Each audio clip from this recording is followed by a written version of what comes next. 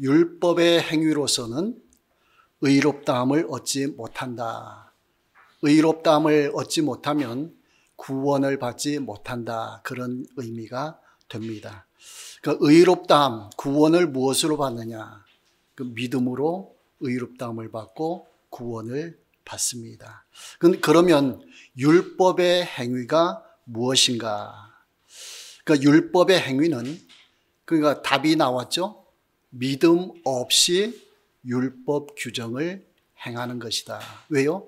율법의 행위로서는 의롭다, 구원을 못 받는다라고 했으니까 구원은 믿음으로 받는데 그러면 이제 답이 되잖아요. 율법의 행위는 믿음이 없다. 이렇게 이제 결론이 나오는 것입니다.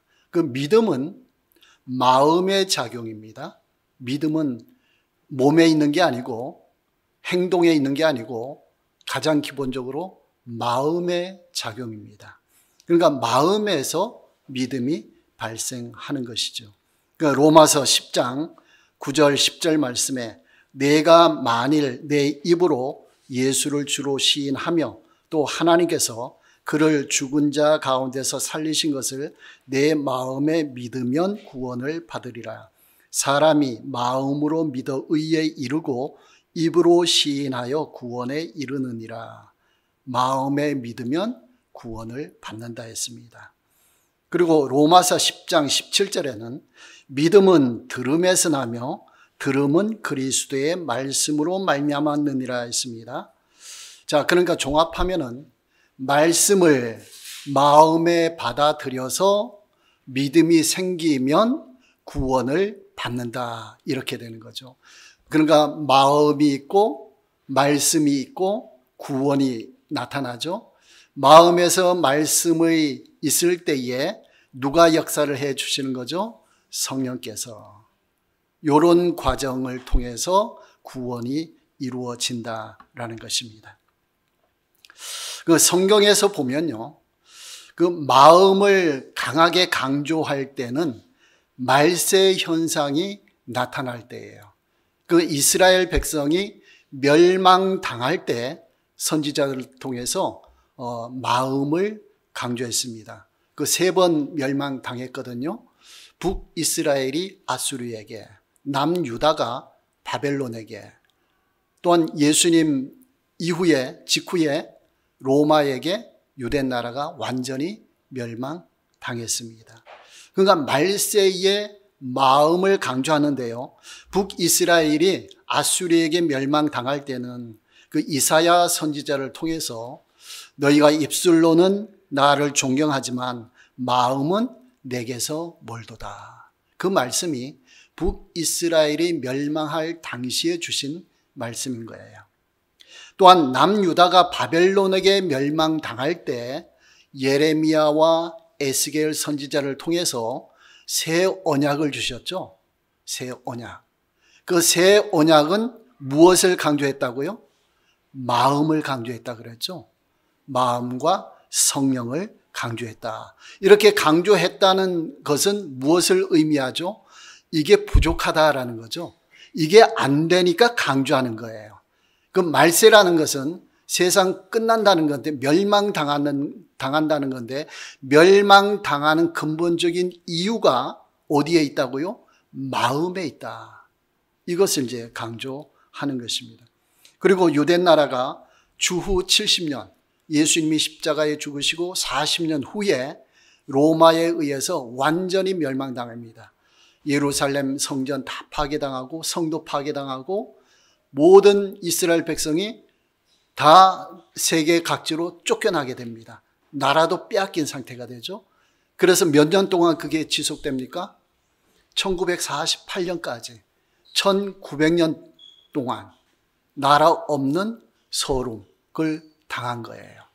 그 당시 예수님과 바울 사도를 통해서도 마음을 강조했습니다. 예수님이 첫 번째 설교 마태복음 5장에 산상수훈이라 그러죠. 첫 번째 설교의 첫 마디가 무엇이죠? 심령이 가난한 자는 복이 있나니 천국이 그들의 것이며. 그랬죠. 첫 마디가 마음을 강조한 거예요. 그만큼 마음의 문제가 심각하다라는 것을 드러내는 겁니다. 그래서 가난한 마음, 청결한 마음을 강조했습니다. 그리고 바울 사도가 로마서에서 조금 아까 읽은 것처럼 믿을 때에 무엇으로 믿으라고요? 마음으로 믿으라고. 그냥 보통 여러분 믿으십시오, 예수님 믿으십시오 이렇게 말하잖아요. 마음으로 믿으십시오 그렇게 말하나요? 안 하죠. 보통은 그냥 믿으라 얘기하는 거예요. 근데 바울 사도가 마음으로 믿으라 이렇게 강조했어요. 그 마음을 강조한 이유는 율법의 행위에 대해서 반대되는 얘기를 한 거예요. 그것이 문제가 있다, 잘못됐다, 마음으로 믿지 못하고 있다. 이것이 여기 드러난다라는 거예요. 그러니까 말세 현상에서는 항상 마음의 문제가 발생하고 마음을 강조하신다라는 거예요. 그런데 우리가 신명기에 나오는 쉐마 공식, 자, 쉐마 공식 세 번째 단계는 율법을 지킬 때 말씀을 가장 먼저 어디에 넣으라고 그랬죠? 마음에 넣으라. 마음에 새기라. 이것이 십계명 율법을 지키는 기본 원리다라는 거예요. 그러니까 말씀을 지킬 때, 십계명을 지키고 율법을 지킬 때에는 항상 마음에 그 말씀을 넣어 놔야 된다라는 거죠. 이게 기본 원칙이라는 거예요. 마음에 새기면 성령께서 깨닫게 하시죠. 그러면 행할 수 있는 믿음이 발생하는 거죠. 그러면은 이때 행하면 되는 겁니다. 이것이 율법을 지키는 기본 원리라는 거예요. 근데 바리새인들은 마음에는 관심이 없고 행함에만 관심이 집중되어 있어요. 그러니까 다른 말로 하면은 율법을 지키는 데에는 관심이 없고 율법 규정을 행하는 데에 관심이 많다라는 거예요. 자, 지킨다라는 말은 어떤 의미가 포함된다 그랬죠? 마음에 간직한다. 이 의미가 지킨다라는 말에는 포함이 되는 거예요. 그 지킨다라는 말을 우리가 행한다라는 말로 그냥 같은 말로 보는데 영어식으로 하면은 지킨다는 keep예요. keep. 지킨다는 거죠. 영어 단어가 그거예요. 거기에는 행한다라는 뜻이 없죠. 지킨다, 간수한다, 보호한다, 간직한다, 따른다. 그런 의미가 거기에 있는 거예요.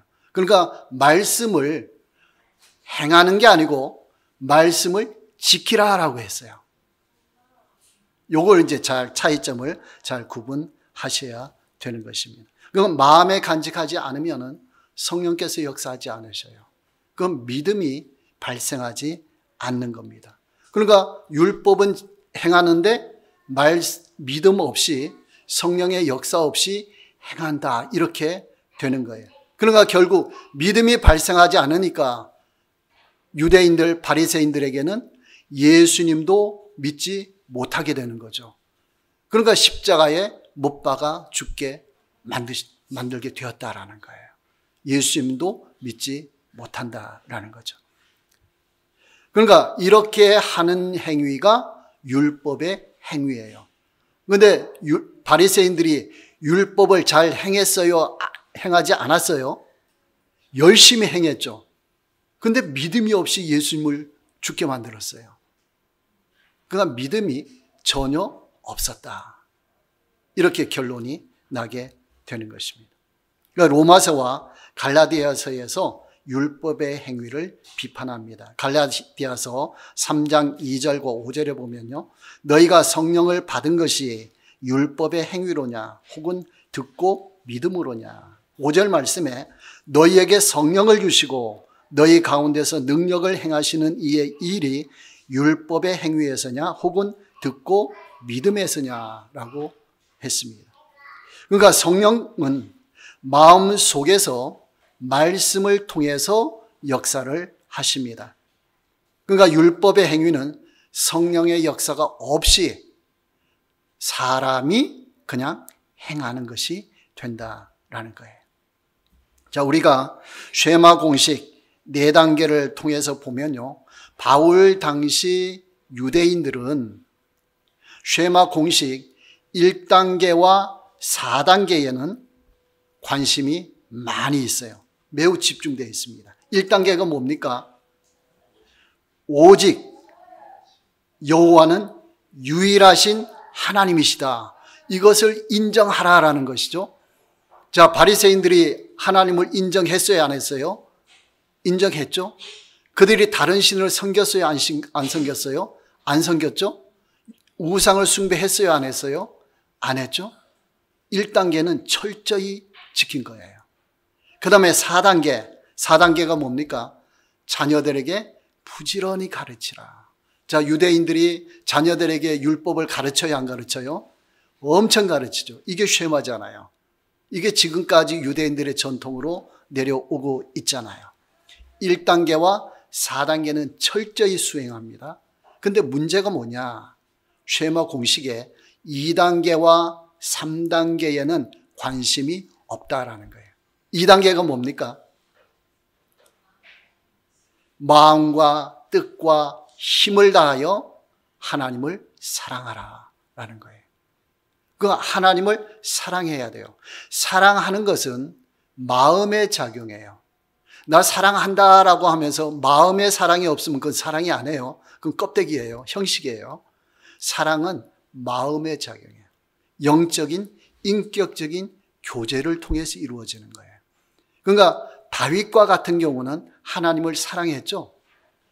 다윗은 사역을 잘 함으로 하나님 사랑한 게 아니에요. 율법을 잘 지킴으로 하나님을 사랑한 게 아니고 다윗은 인격적으로 영적으로 하나님과 사랑의 관계에 있었던 거예요. 이게 마음이 통하는 거죠. 이게 사랑의 관계가 되는 거예요. 그런데 이 바리새인들은 마음의 작용이 없는 거예요. 그러니까 율법을 행하는데 의무감에서 율법을 행하는 거예요. 그러니까 2단계가 잘 지켜지지 않았다라는 거예요. 그 다음에 3단계는 뭡니까? 말씀을 마음에 새기라라는 거예요. 자, 마음에 새기고 성령의 역사를 체험하고 성령의 깨달음을 받아야 된다라는 거죠. 그런데 이 유대인들은 그렇게 하지 않고 말씀을, 율법을 연구하고 암송하고 기억하고 이거는 잘해요. 쉐마 교육을 통해서 잘하는데 마음에 넣어서 성령의 깨닫게 하심에는 못하고 있다라는 거죠. 그 증거가 뭐예요? 믿음이 발생하지 않는다. 그 증거가 뭐예요? 믿음이 없다는 증거가 뭐예요? 예수님을 믿지 않고 예수님을 십자가에 못 박아 죽였다. 이것이 믿음이 없다는 그 최종적인 증거가 되는 것입니다. 그러니까 쉐마 공식에서 1단계와 4단계를 아무리 열심히 잘한다 할지라도 2단계와 3단계가 없으면 신앙이 형식화되는 거예요. 믿음이 없는 그런 신앙생활이 된다라는 거예요. 그러면은 이 행위는 율법의 행위가 된다라는 거예요. 그러니까 쉐마 공식에서 2단계, 3단계가 약하면 형식화되는 거예요. 2단계, 3단계가 완전히 없어지면 외식주의가 되는 거예요. 완전히 쇼만 하는 거예요. 외식은 쇼한다 그런 말이에요. 보여주기식이다 그런 말이에요. 그런데 그 당시 유대인들은요, 이런 생각을 했어요.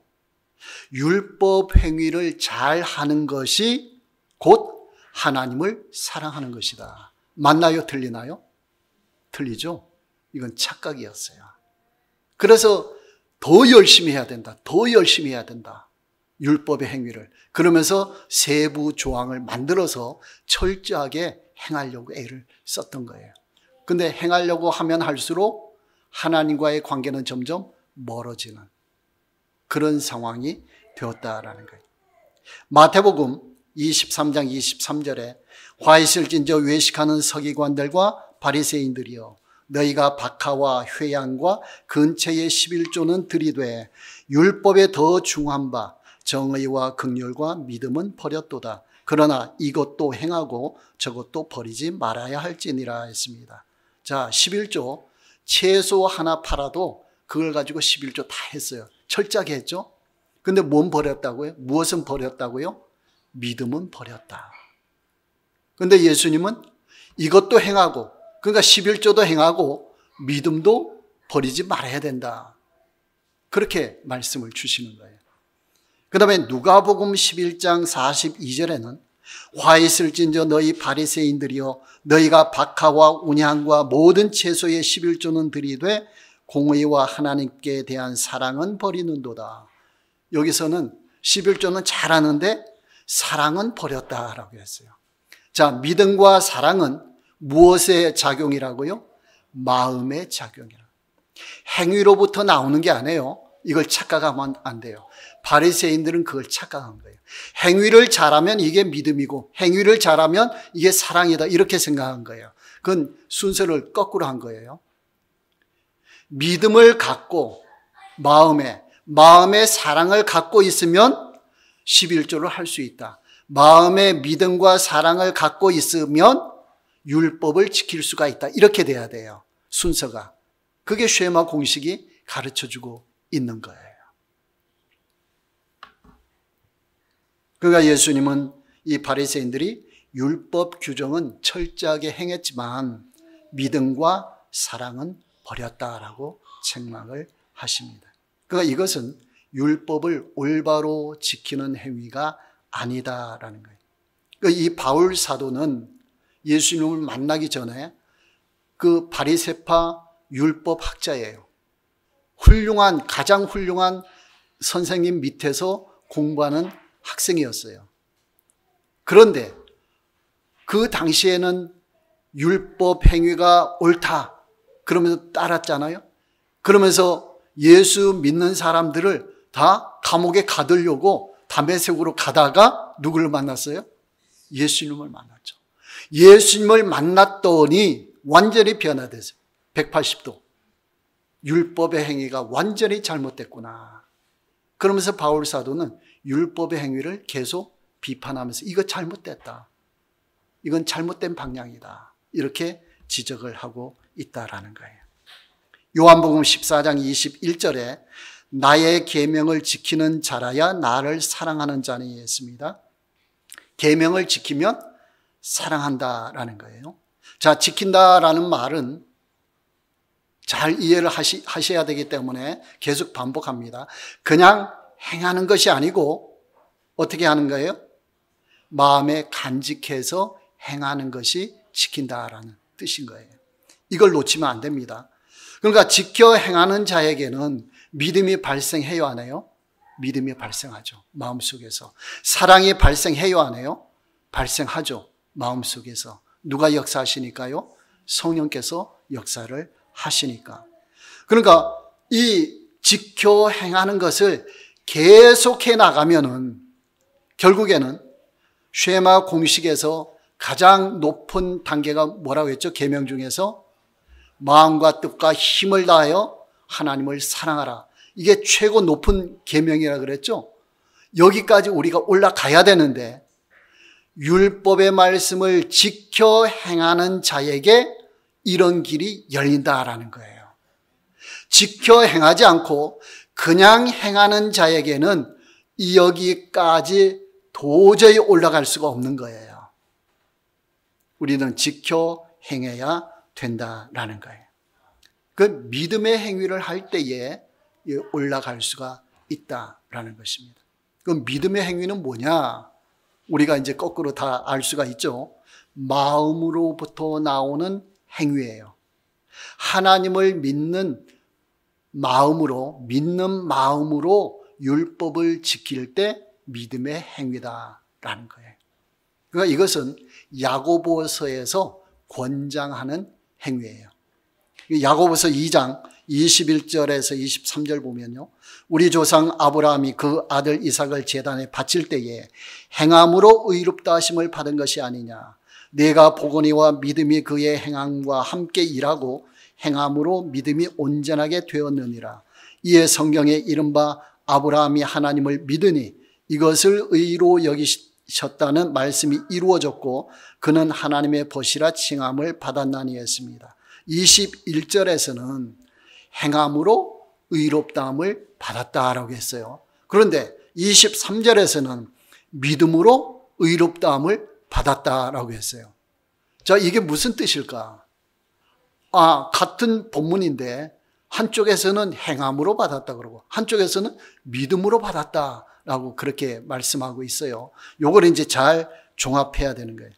의롭다함을 받는다, 우리가 구원을 받는다라는 그 조건에 두 가지가 필요한 것은 믿음과 행함이에요. 믿음과 행함. 이 두 가지가 필요한 것이에요. 창세기 15장에서는 아브라함을 하나님을 믿으니까 하나님은 의롭다 여겨주셨다라고 했고요. 창세기 22장에서는 아브라함이 모리아산에서 이삭을 바치는 행위를 하니까 의롭다고 여겨주신 거예요. 이 두 가지를 종합해야 돼요. 그러니까 이 아브라함은 하나님을 믿었고 하나님의 말씀을 믿었고 그리고 나서 이삭을 바치는 행위를 한 거예요. 이게 다 종합이 되었다. 그거예요. 그러니까 이 아브라함은 마음으로 믿은 것만도 안 해요. 몸으로 행한 것만도 안 해요. 두 가지가 어떻게 해요? 연결되어 있다는 거예요. 마음으로는 믿고 몸으로는 행했다. 이렇게 되는 것이죠. 그러니까 믿음과 행함이 함께 작용을 했다라는 거예요. 자, 이것이 그 구약 신명기의 가르침과 통하는 거예요. 신명기 26장 16절에 오늘 내 하나님 여호와께서 이 규례와 법도를 행하라고 내게 명령하시나니 그런즉 너는 마음을 다하고 뜻을 다하여 지켜 행하라 했습니다. 자, 이 규례와 법도를 행하라라고 명령했다 그랬어요. 행하라라고 했죠. 근데 그 뒷부분에 가서는 너는 마음을 다하고 뜻을 다하여 지켜 행하라라는 거예요. 이것을 행하라라는 말은 곧 무슨 의미냐, 이걸 구체적으로 설명한 게 지켜 행하라라는 말이에요. 마음과 뜻을 다해서 지켜 행하라. 그러니까 성경에서 행하라라는 말은 지켜 행하라라는 뜻이다라는 거예요. 지키라라고 할 때도 지켜 행하는 거예요. 행하라라고 할 때도 지켜 행해야 된다라는 거예요. 이게 율법을 실천하는 원리다라는 거예요. 그러니까 지킨다, 행한다. 두 가지가 결합되어 있는 거예요. 연결되어 있는 거예요. 자, 지키는 것 어디에서 하는 거예요? 마음속에서. 그러면 누가 역사하셔요? 성령께서. 그러면 말씀을, 율법을 깨닫게 해주시죠. 그러면 이것이 몸으로 행하는 거예요. 그 행하는 것은 몸으로 하는 것이죠. 자, 그러니까 지켜 행하라라는 말은 마음으로 믿고 몸으로 행하라, 그런 말이 되죠. 이건 결국 믿음으로 행하라 이렇게 되죠. 이것은 한마디로 하면은 믿음의 행위가 되는 거예요. 그러니까 아브라함은 믿음의 행위를 한 거예요.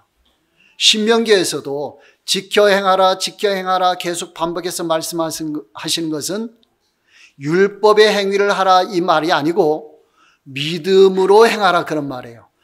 믿음의 행위를 하라 그런 의미가 된다라는 거예요.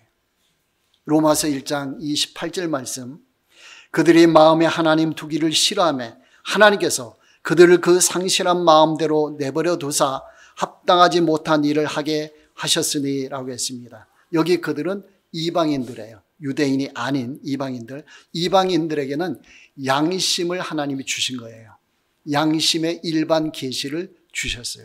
양심에 따라 살아가도록 하신 거예요. 그런데 이방인들이 양심을 잘 따라가면 되는데 하나님을 마음에 두기를 싫어했다고 했어요. 그건 양심이 흐트러져요. 양심이 혼란스러워지는 거예요. 죄를 지어도 죄인 줄 모르는 거예요. 그래서 하나님이 그대로 내버려 뒀다. 그랬더니 온갖 죄를 다 지어버렸다. 이렇게 됐어요. 그 반면에 마찬가지로 유대인들에게는 특별 계시, 일반 계시가 아니고 특별 계시, 말씀을 줬어요. 말씀을 줬는데 유대인들도 마음에 하나님과 말씀을 두기를 싫어한 거예요. 마음에 두기 싫어하고 뭘로만 행했다고요? 몸으로만 행했다는 거예요. 결국은 멸망의 길로 갔다라는 거예요. 이게 굉장히 중요한 교훈이 들어있습니다. 그래서 사도행전 7장 53절에 보면요, 스데반의 설교예요. 스데반이 순교하기 직전에 설교한 내용이에요. 그 유대인들을 향해서 너희는 천사가 전한 율법을 받고도 지키지 아니하였도다. 율법을 받았어요. 율법을 맡았다라고 했죠. 유대인의 장점. 율법을 특별 계시를 받았음에도 지키지 못했다. 자, 그들이 율법을 겉으로는 잘 지켰어요? 안 지켰어요? 잘 지켰어요. 언약궤 안에 넣었죠. 또 율법책을 얼마나 소중히 여겼어요. 서기관들이 그 율법책을 쓸 때는 엄청 거룩하게, 깨끗하게, 엄숙하게 그렇게 기록하고 엄청 잘 지켰어요. 근데 여기서 지키지 아니하였도다라고 말했어요. 이건 어디에 지키지 않았다는 거예요? 마음속에. 그러니까 유대인들은 겉으로는 율법책을 잘 지켰는데 마음속에는 넣지를 못했다. 마음속에 간직하지 못했다라는 거예요. 오늘날 우리도 성경책을 들고 다니고 읽고 하잖아요. 이 성경 말씀을 마음속에 간직해야 돼요. 그럴 때 믿음이 발동하는 거예요. 그럴 때 사랑이 막 우러나오고 하나님과 사랑하는 관계가 되고 믿음으로 살고 싶고 말씀을 지키고 싶고 행하고 싶고 그런 마음이 자꾸 일어나는 거예요. 마음에 간직할 때에. 그러니까 우리가 관심을 둬야 될 것은 몸으로 자꾸 행하려고 애쓰는 것보다 그 이전에 뭐에 신경 써야 돼요? 관심을 마음에 간직하는 거. 그래서 믿음이 생기도록 하는 거예요. 그런데 믿음이 생겼는데 아무것도 안 하고 가만히 있어요. 그러면 돼요, 안 돼요? 그럼 그것도 안 되는 거예요. 그러니까 의롭다 하면은 두 가지가 겸했다 그랬죠. 믿음과 행함. 믿음의 행위를 통해서 우리가 의롭다함을 받는다라는 거예요. 자, 구약 성경에는 율법 속에 복음이 상징적으로 들어있다라고 했죠. 자, 어떤 내용들이 있죠? 유월절 어린 양, 제사 제도의 짐승의 피, 그 다음에 성막의 구조, 이런 것을 보면은 예수 그리스도를 알 수 있는 내용들이 다 들어있다라는 거예요. 그러니까 먼저 선택받고 율법을 받은 유대인들은 율법을 잘 지키고 나가면은 율법 속에 있는 복음을 깨닫는 거예요. 그 속에 있는 복음을. 유월절 지키면서 누구를 믿게 될까요? 결국 예수님을 믿게 되는 거예요. 세상 죄를 지고 가는 하나님의 어린 양이신 예수님을 믿게 된다라는 거예요. 율법을 잘 지킨다는 말은 이런 의미예요. 믿음이 발생한다는 말은 이걸 깨닫는다는 거예요. 그 믿음의 선조들은 다 그렇게 살아간 사람들이라는 거예요. 그런데 신약에 와서는 이방인들이 하나님 백성이 돼야 되잖아요. 자, 이방인들이 하나님의 백성을 될 때에는 하나님이 방법을 달리 했어요. 먼저 하나님 백성 삼고 말씀을 주신 게 아니고 먼저 복음을 주시는 거예요. 복음을 주시고 믿는 자는 하나님 백성 만들겠다 이거예요. 그런데 구약의 율법 속에 복음이 들어있잖아요. 상징적으로. 그것 가지고는 부족하니까 하나님께서는 복음 자체이신 예수님을 이 땅에 보내신 거죠. 율법의 중심, 복음 자체이신 예수님을 우리 눈으로 볼 수 있도록 인간의 몸을 입고 보내신 거예요. 그럼 어디서 죽게 하셨어요? 십자가에 죽게 하셨죠. 그 누구라도 다 알 수 있게 완전히 드러낸 거예요. 복음을 드러낸 거예요. 자, 예수님이 이 땅에 오셔서 너희를 위해서 십자가에 죽으셨다. 예수님 믿으면 구원이다. 이렇게 선포하신 거예요. 그러니까 이방인들은 먼저 복음을 믿고 하나님의 백성이 된다라는 거예요. 이게 이스라엘 백성과 이방 백성을 구원하는 방법이 차이가 있다라는 거예요. 자, 그렇기 때문에 구약 성경에는 율법을 강조해요. 왜 율법을 강조할까요? 그 속에 복음이 있기 때문에. 복음을 따로 드러내서 이걸 믿으라 이렇게 안 하고 율법을 잘 지키면 그 속에 복음이 들어있으니까 잘 깨달아라. 그런 의미죠. 그런데 신약에 와서는 율법을 강조 안 하고 뭘 강조해요? 복음을 강조해요. 왜요? 복음이 드러났으니까. 그 신약에 와서는 복음을 완전히 전면에 다 드러내면서 율법의 기능은 제한시켜요. 왜 그런지 아시겠죠? 율법 속에 가장 중요한 게 복음이거든요. 이제 복음이 따로 드러났잖아요. 예수님을 통해서. 그러니까 율법은 아무리 잘 지켜도 큰 의미가 없어져 버리는 거죠. 예수님 믿는 게 중요한 거니까. 그러니까 율법의 기능을 제한시킵니다. 구약에서는 강조했잖아요, 율법을. 근데 신약에 와서는 복음이 드러났으니까 율법의 기능을 제한시키는 거예요. 근데 유대인들은, 바리새인들은 그것을 깨닫지 못한 거예요. 그 율법을 계속 행하려고 했어요. 계속 율법의 행위를 하는 거예요. 그래서 바울 사도가 그걸 계속 지적하고 비판하고 그러면 안 된다라고 말씀을 주시는 거예요. 로마서 3장 20절에 율법의 행위로 그의 앞에 의롭다 하심을 얻을 육체가 없나니 율법으로는 죄를 깨달음이니라. 로마서 7장 7절에 율법으로 말미암지 않고는 내가 죄를 알지 못하였으니 곧 율법이 탐내지 말라 아니하였더라면 내가 탐심을 알지 못하였으리라. 그 율법이 이게 죄다 가르쳐 주니까 죄가 뭔지 깨닫게 된다라는 거예요.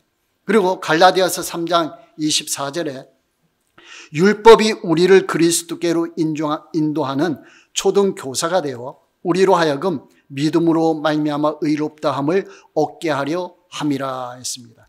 율법이 이제는 자체가 복음을 믿게 해서 구원받게 하는 게 아니고 이제는 율법의 기능이 예수님께로 인도하는 기능이다라는 거예요. 뭘 통해서요? 죄를 깨닫게 만들어서 우리는 할 수 없구나.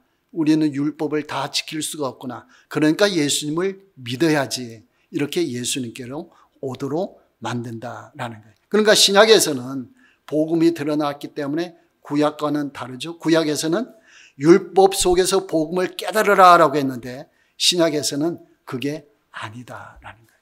복음을 믿으라라는 거예요. 자, 그래서 마태복음 19장 16절부터 그 부자 청년이 예수님께 왔잖아요. 뭐라고 질문했죠? 내가 무슨 선한 일을 하여야 영생을 얻으리까 질문했어요. 그러니까 예수님이 네가 생명에 들어가면 계명들을 지켜라라고 했어요. 그랬더니 무슨 계명입니까? 살인하지 말라, 간음하지 말라, 도둑질하지 말라, 내 부모를 공경하라, 내 이웃을 내 자신과 같이 사랑하라. 이런 계명들에다 했어요. 그랬더니 이 부자 청년이 아이고 그건 내가 어릴 때부터 다 지켰습니다. 그랬어요. 그랬더니 예수님이 뭐라고 하신지 아세요? 너 재산 다 팔아서 남들에게 줘. 그랬어요. 그랬더니 이 부자 청년이 재산이 많으니까 그걸 못하고 근심하면서 갔다라고 했어요. 자, 부자 청년의 문제가 뭔가? 내 이웃을 내 자신과 같이 사랑하라. 그 계명도 이 부자 청년은 자기가 지켰다라고 했어요. 자신과 같이 사랑하면 재산 팔아서 줄 수 있어요, 없어요? 자신과 같은데 내 것이 네 것이고 네 것이 내 것이고 이렇게 되잖아요. 근데 그걸 못한 거죠. 그러니까 지키지 못한 거예요. 그러면 부자 청년이 그걸 깨달으면 어떻게 해야 될까요? 예수님 제가 지키지 못했습니다. 못 지키고 지켰다고 했네요. 예수님 도와주십시오. 그러니까 예수님께 가야 되는 거예요.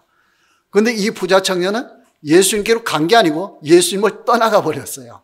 잘된 거예요? 못된 거예요? 그거 잘못된 거예요. 그랬더니 제자들이 물었어요.